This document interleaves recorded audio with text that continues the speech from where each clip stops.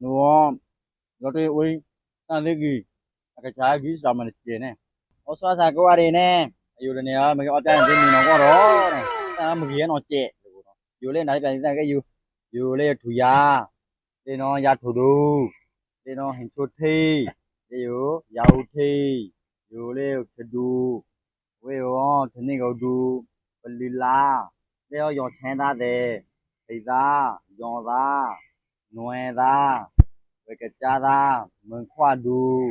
gì ya đu lê chứ đu với đu là mau gì đu rồi cái này mỏ mi rồi rồi giờ thế đó để giờ đi ờ rồi một buổi này giờ đi nó mới gì mà nó rồi ta thôi rồi mà ăn gì một buổi rồi cái rồi lõ này nó lấy tay mình đào anh thế đi ha cái cái bắt cái gì ăn thì ông mua Yo pakai je di Allah.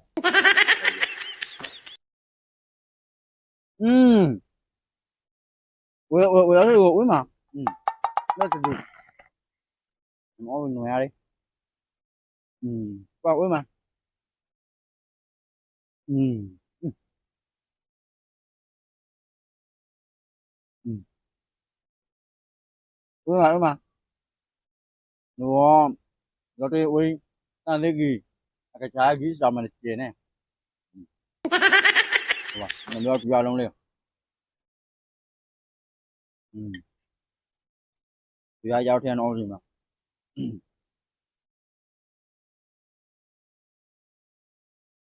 ừ, ừ. Sao cái giáo đi thì giao uy mà ồ vâng ê giá thủ đô hỏi dù bây giờ thủ đô nó khó giờ là lan xa rồi giá thủ này là gì ồ bây giờ thủ đô một uy nào tôi là thủ đô gì mà ừ ừ ừ uy mà gì đó ừ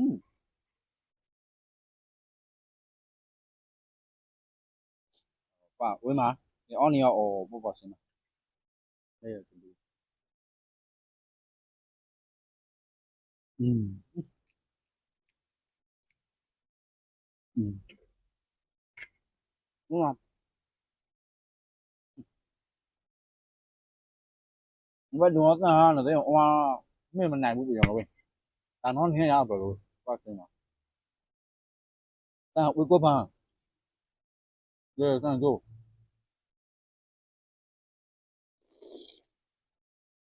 ồ đây mà biết không Oh, terima kasih. Bác đúng hình như là bà úi mà rồi đúng không đúng là úi cốt mà ừ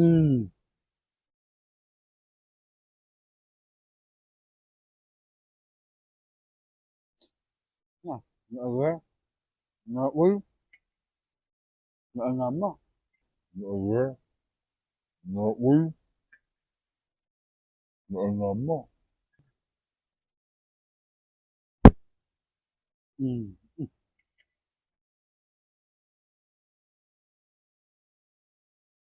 ừ ừ ra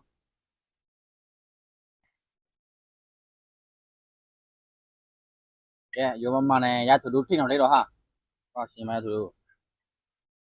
mỗi giờ thủ đô thi đi mỗi giờ thi ở ngoài ngoài dù mình hay sao đó mỗi giờ thi một luôn đó là thôi mà giờ thi giờ này nó đây giá thủ đô thi nào đấy đó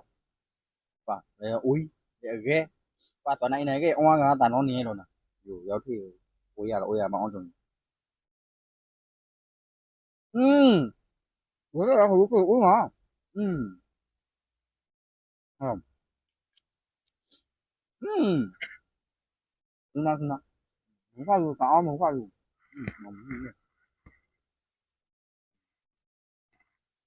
mình phải dùng để tu luyện mà để ba để mà là được rồi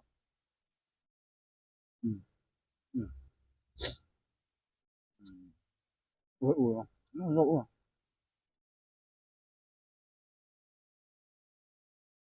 ừ qua Việt Nam ui mà ừ đúng không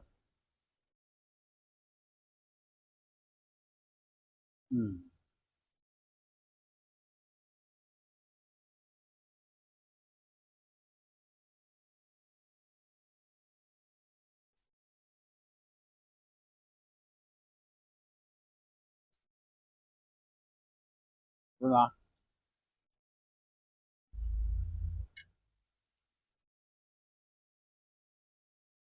哇，人家这多为嘛？我觉得这多神嘛咯。哦，我不懂呀，这多。嗯，什么？用那个。哎，有了，该他那话了摸了，有说过的哦，有摸了。我看他摸嘛。啊，那个，我说加过来呢，我说那个啊的。